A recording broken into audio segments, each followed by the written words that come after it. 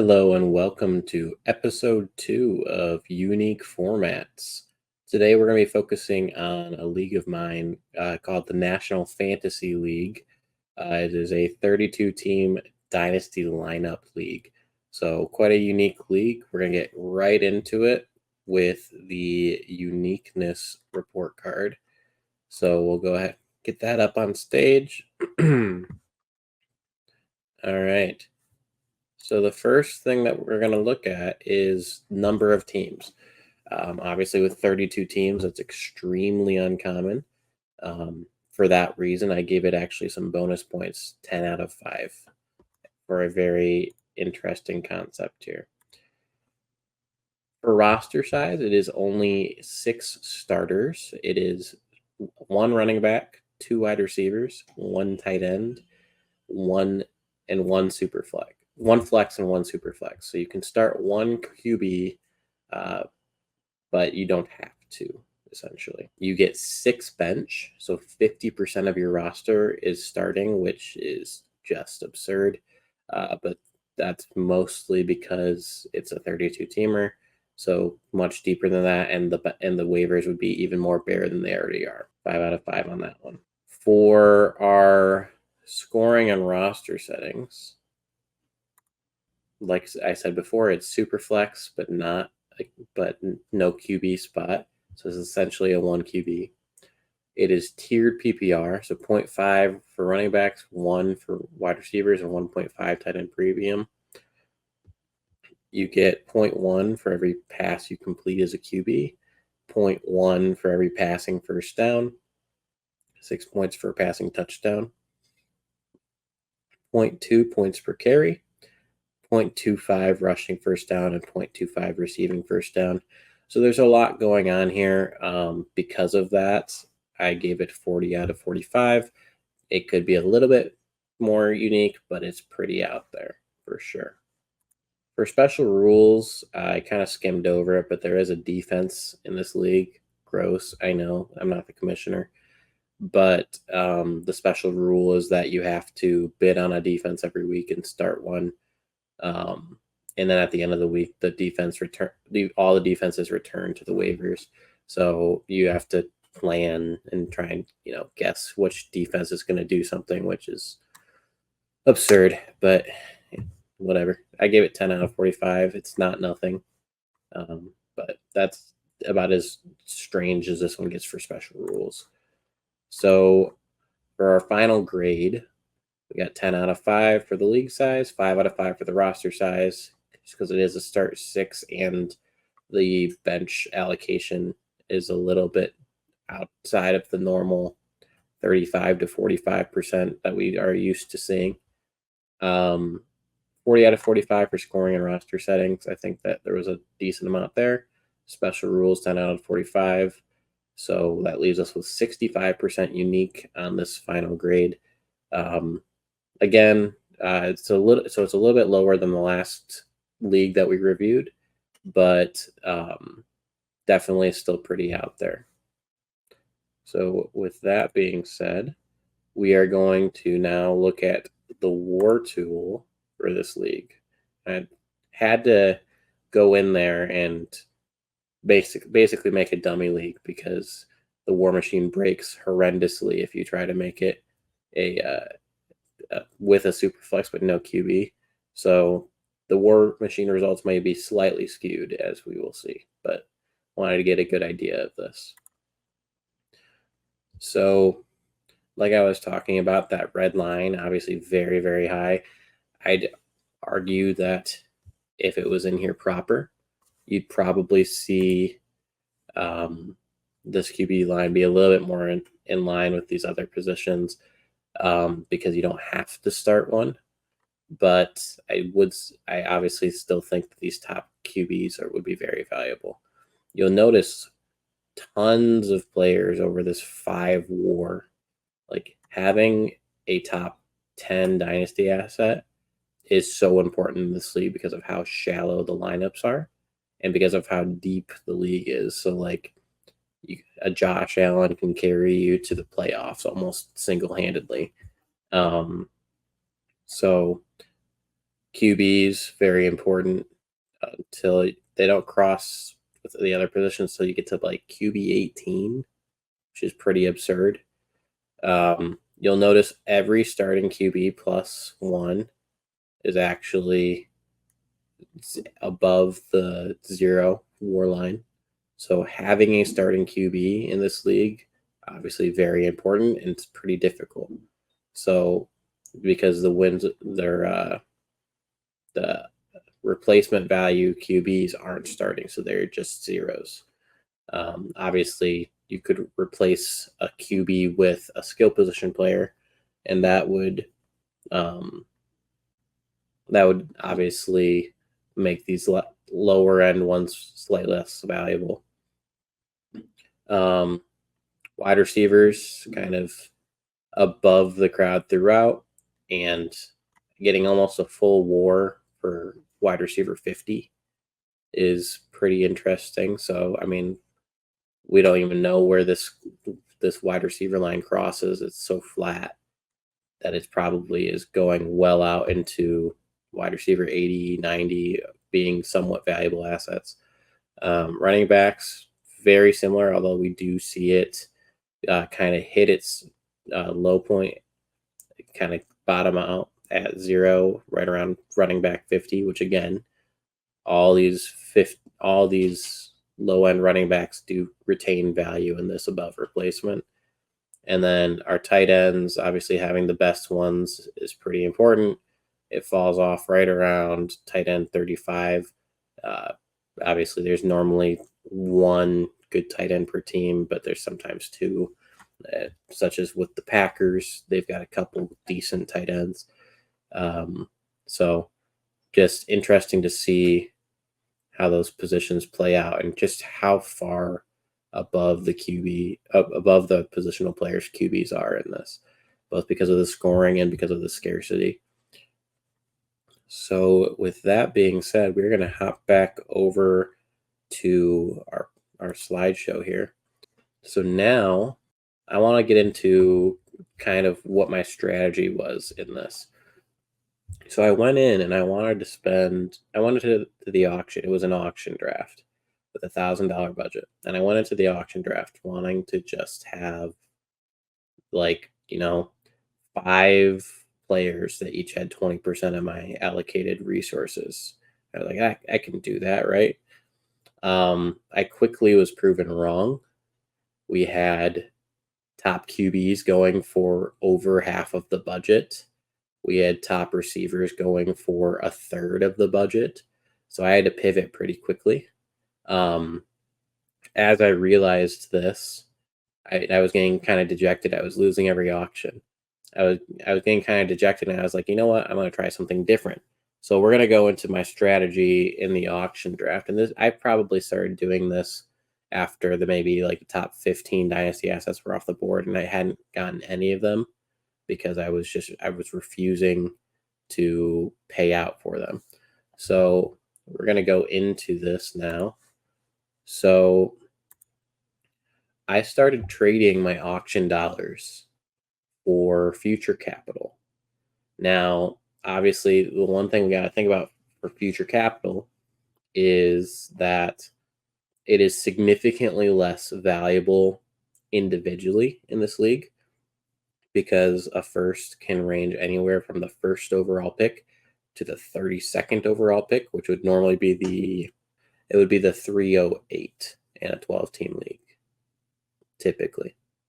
So obviously, a lot of variance there. Seconds are almost worthless because they're guaranteed to be the 309 or worse, right?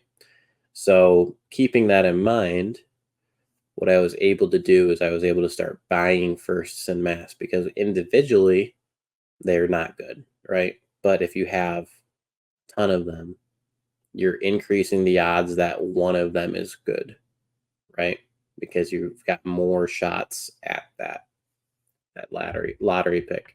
So I made it known. I started making conversations with people. This owner, we haggled back and forth for a while. I ended up buying both of his firsts for 85 auction dollars, which I felt was a pretty decent deal. It's about 42. I kind of valued it as 45 for the 25 and 40 for the 26. That's kind of what the market value got set at for the rest of the time. So I went into the next one and I spent $40 on a 26 first, which again, that's kind of the market value that I'd set, and that's kind of where I was comfortable with it.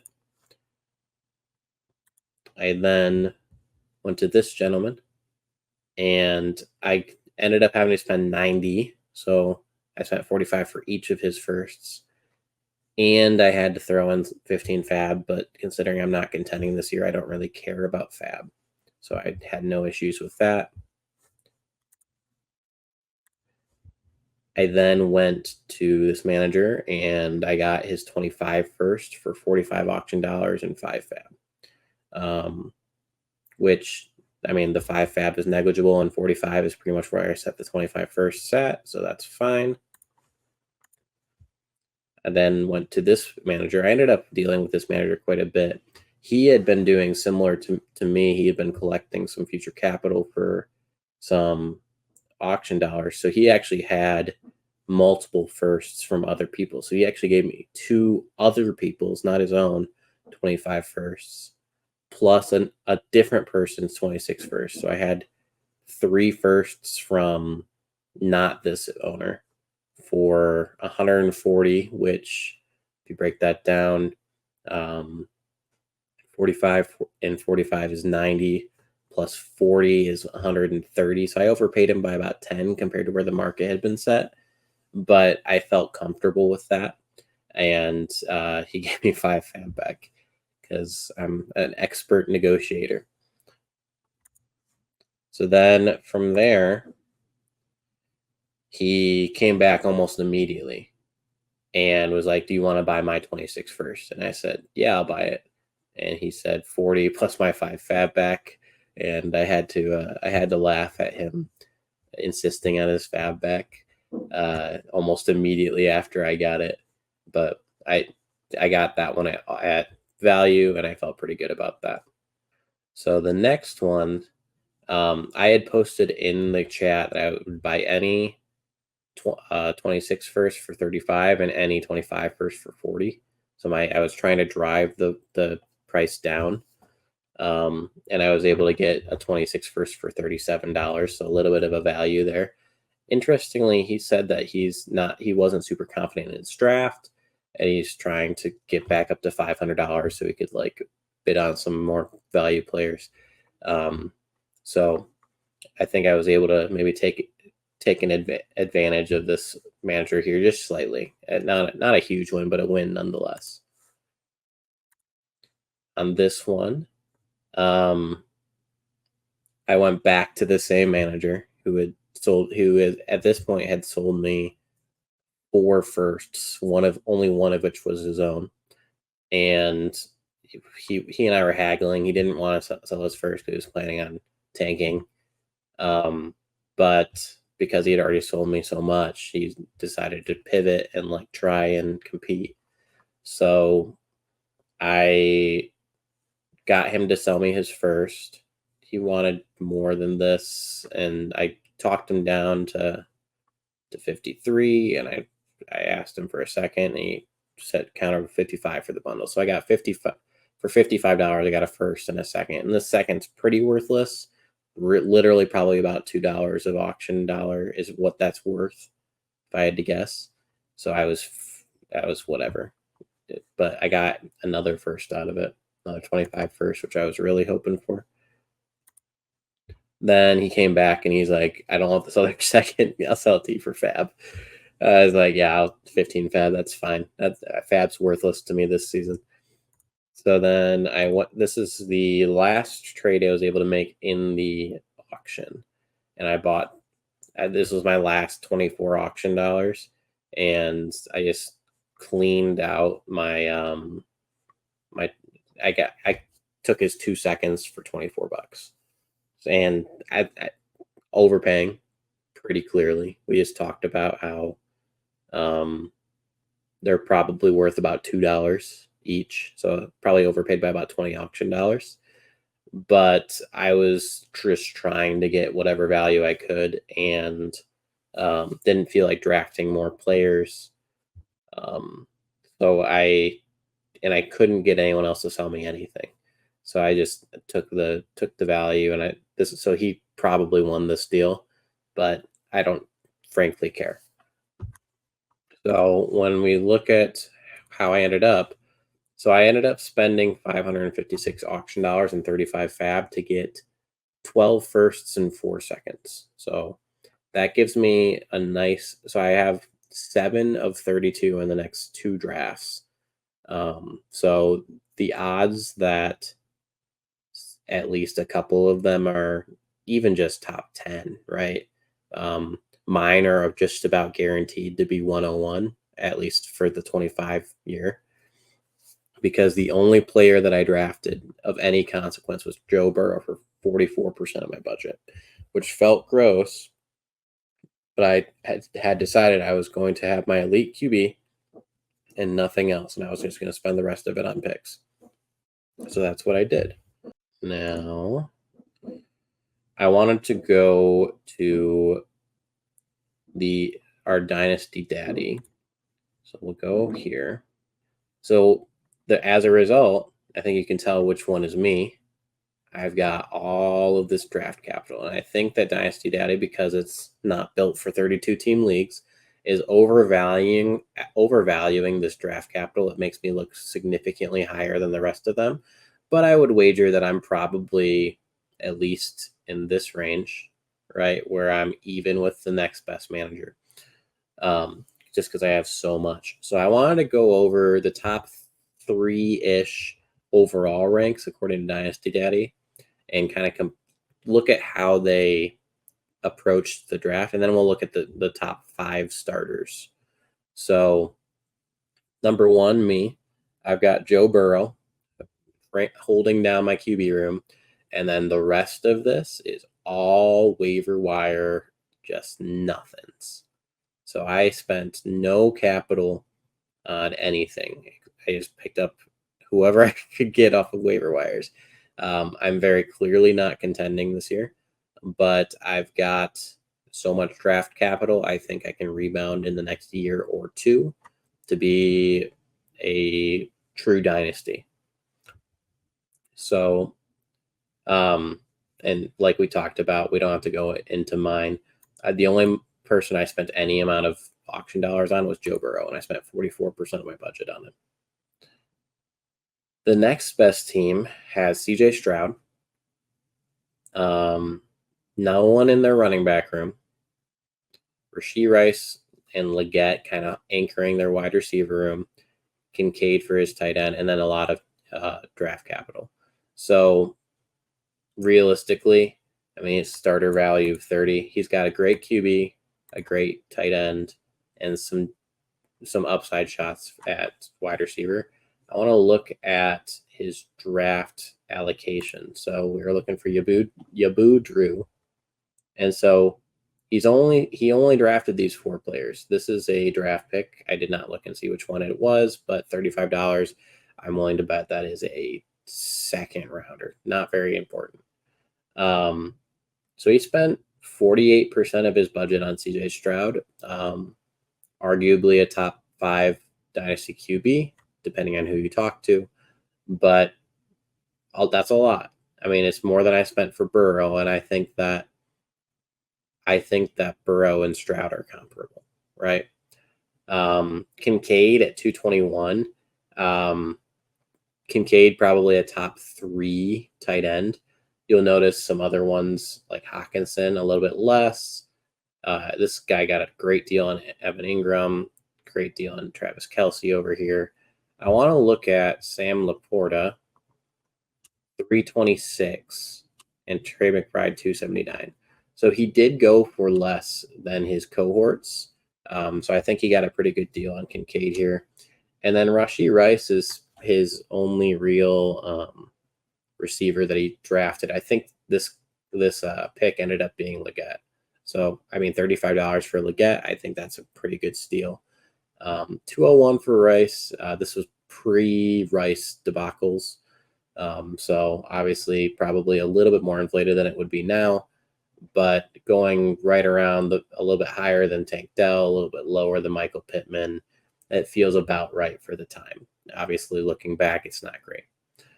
Going back here, I want to talk about the number 4. Number 3, I'm not super...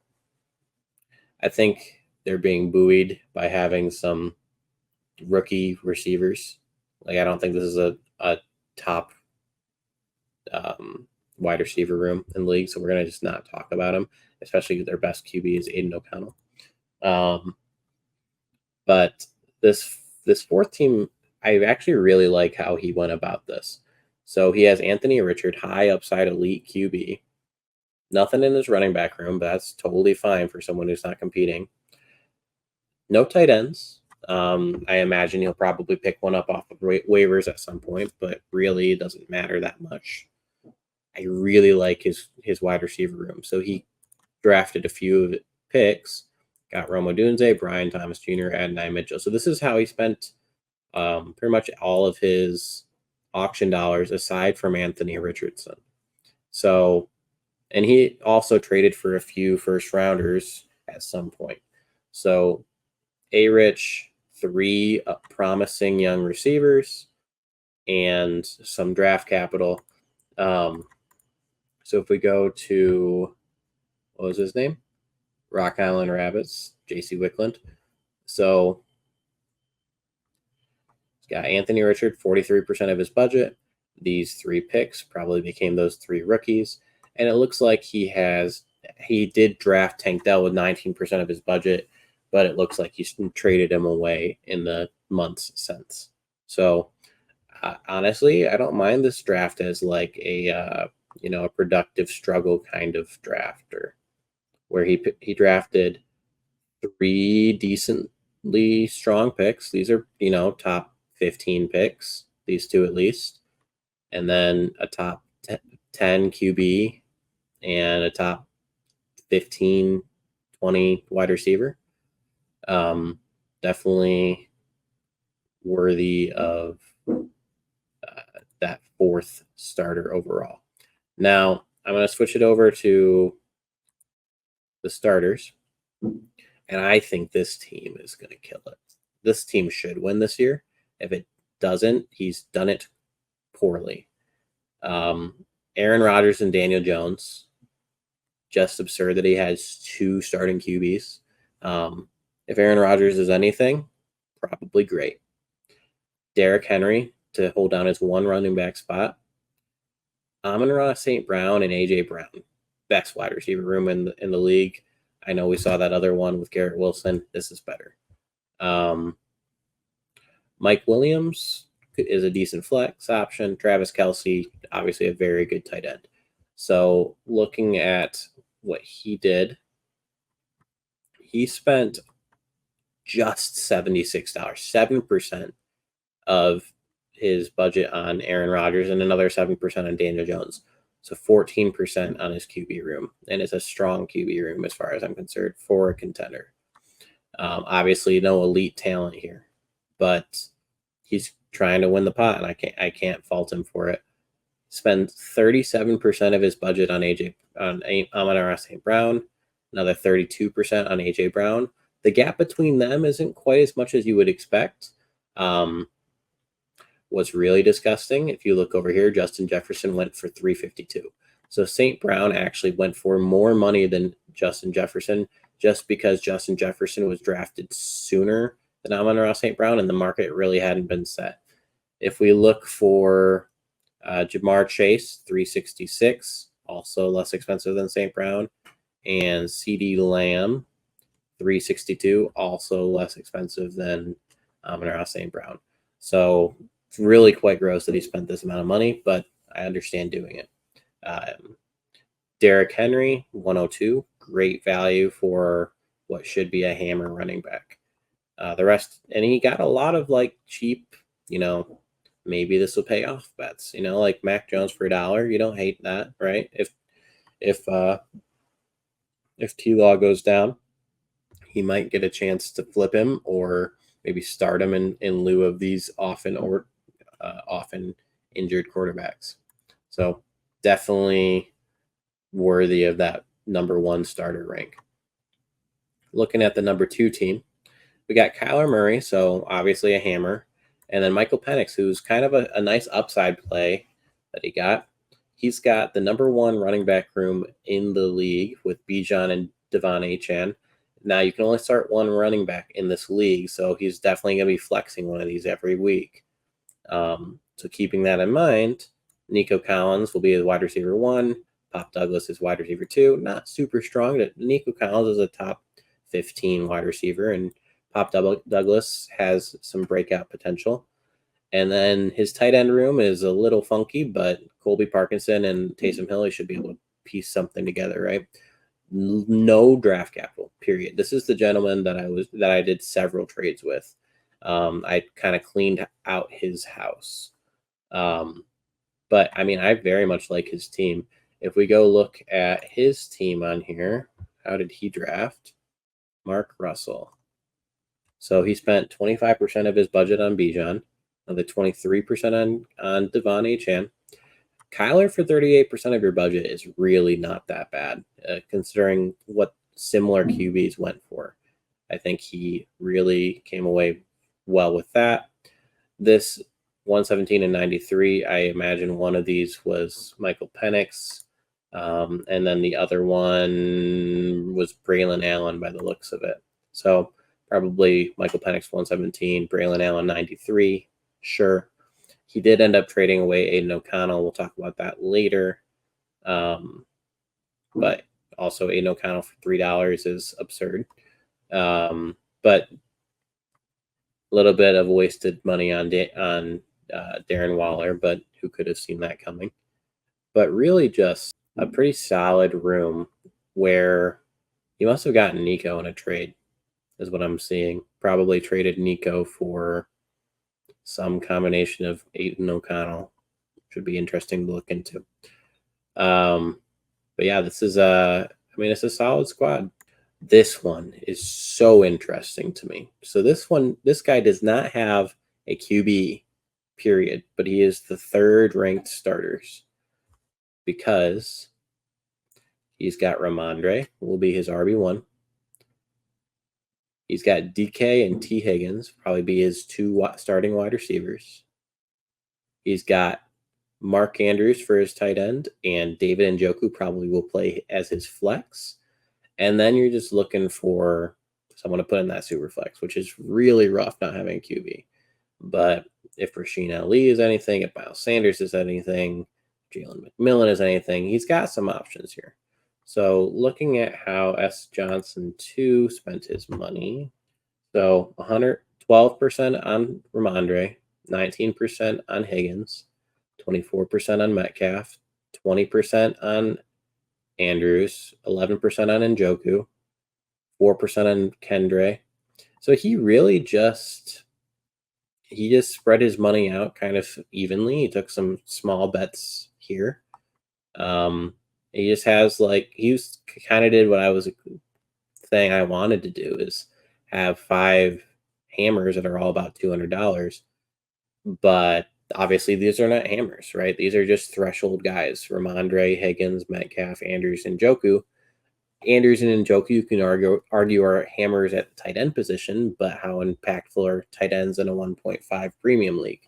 We know that's not very much, right? So he kind of did what I was trying to do, and it didn't quite work out for him as far as I'm concerned. But that no QB thing is really going to bite him, but there's a good chance he's got 5 solid starters. He may just sneak in, right? He probably makes the playoffs. So a very interesting build. Now this team is starter rank 4, but also overall rank #6. And I want you to notice, because of how much of the league's capital I bought, this team is 6th in draft capital just by retaining their own picks. They didn't trade their picks away, and they're 6th in draft capital. Kind of insane.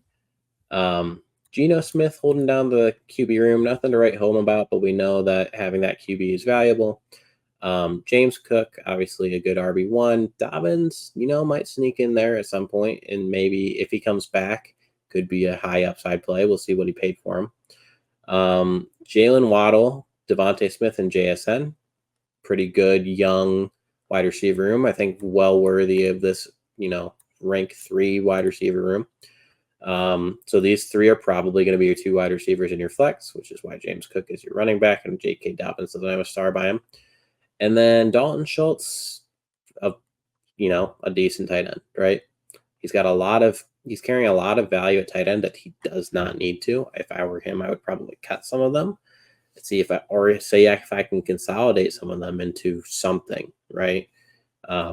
These 5 players are never going to start over Dalton Schultz, and they're never going to start over JSN probably, right? So, and if JSN's not starting, it's probably for Dobbins. So, interesting team build here. Let's look at what he paid. So this was K. Clark 18, $70 for Geno Smith, 7%, not bad at all. Got a little bit of a stack with JSN, 20% of his budget. 14 for James Cook, 25% for Waddle, pretty reasonable, I think. 23% for Smitty. I think that's a little bit of a deal. I almost prefer Smitty to Waddle, but I know that most people wouldn't agree with me on that. 9% for Schultz. Quality tight end for a little under a tenth of your budget's not bad. Dobbins at $6 is a very good value. Tommy Tremble at $2. If Jatavian Sanders doesn't work out, I don't mind this at all, right? This could be a good value, and maybe you can flip it to someone who doesn't have a good tight end, right? So realistically, pretty solid squad there. All right, and the last one we're going to go over. This is the 5th best contender. Levis as our QB. I think Levis has a lot of upwards potential this year. So we'll see how that pans out. But I don't mind having Levis as your QB1 in this one. We got Aaron Jones and Nick Chubb as our kind of dual RB threats. Olave and Cooper, 2 wide receivers. A couple of my favorites, Zay Jones and Josh Reynolds. Josh Reynolds, way too low on underdog. I'm planning on taking more of him because I think he might be the wide receiver 2 in that Denver offense.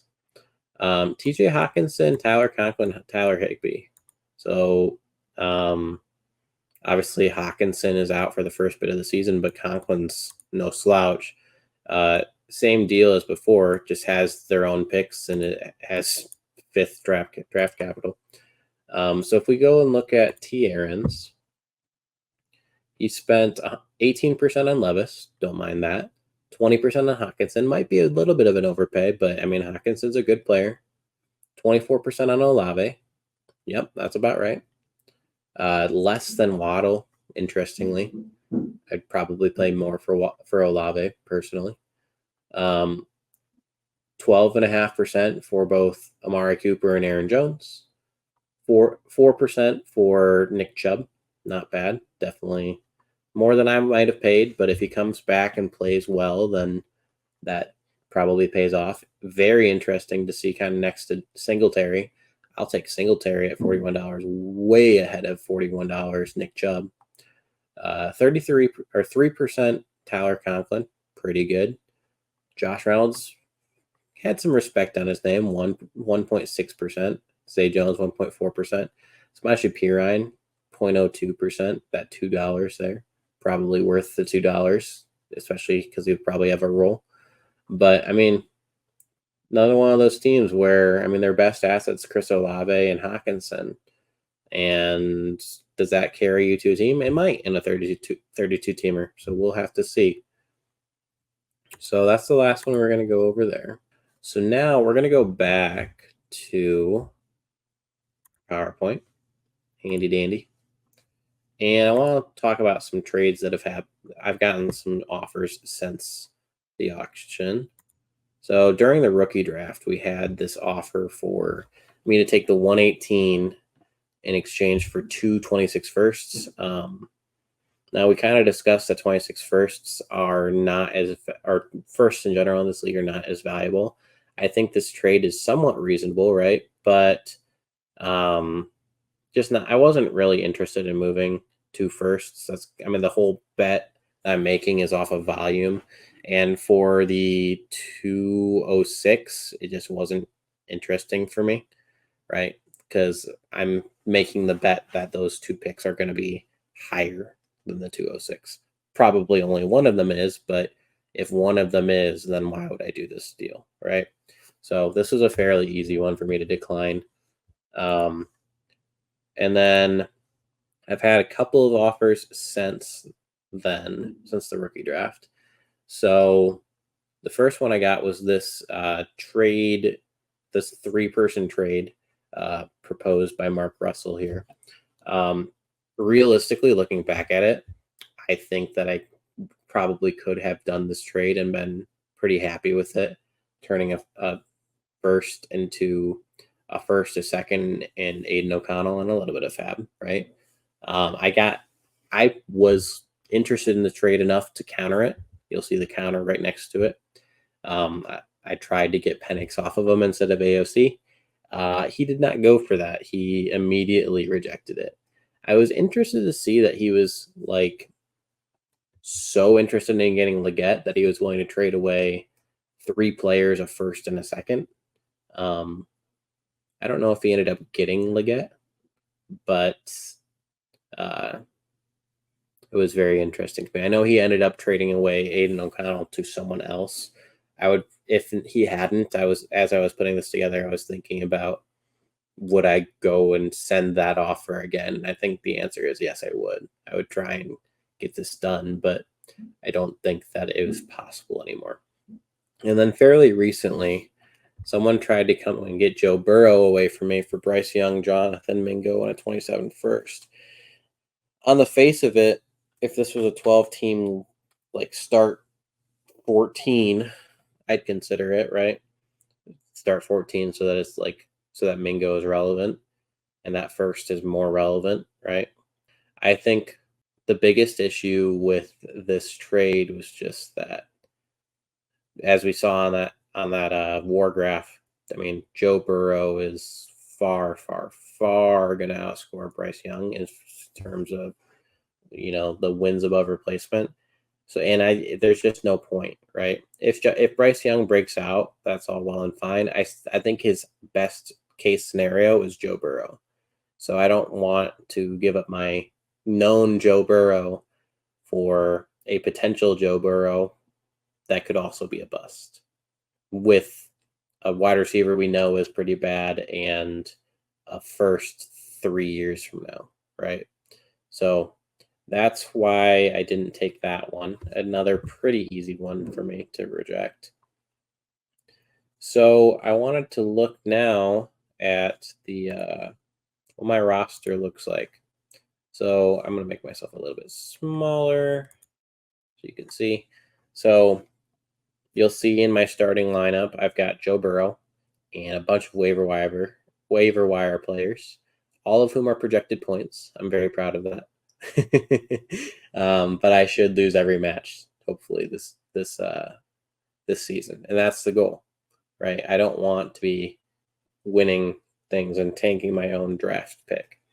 My bench, I'm leaning into just having backup QBs. I've got some high value ones. I've got Herbert's backup. I've got the muddy Denver situation backup.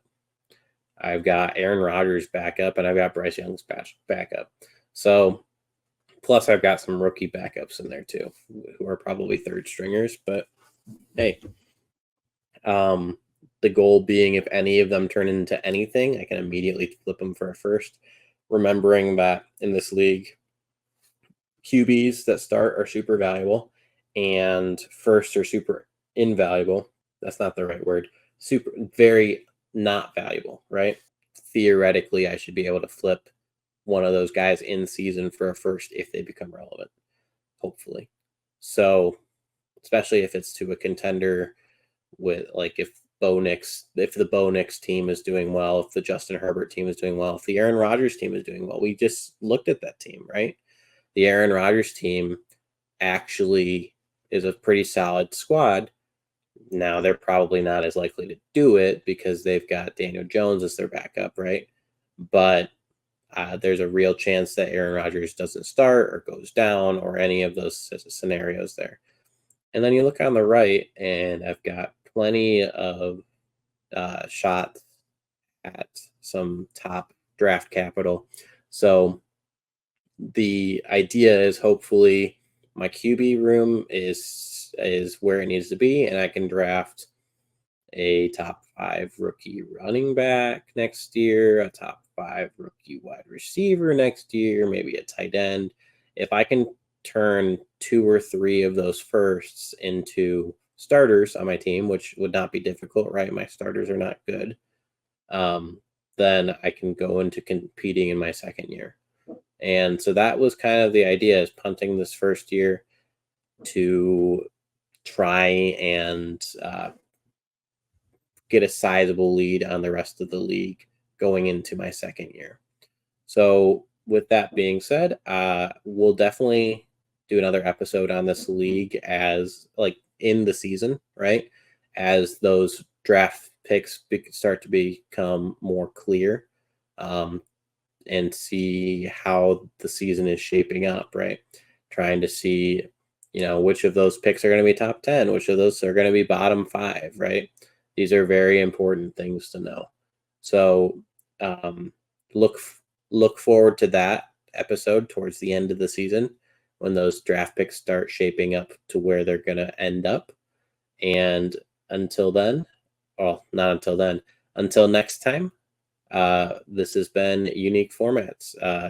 Go ahead and drop me a follow on Twitter at Vaapad1_HS, or really help out the channel and like and subscribe. Thanks, and see ya.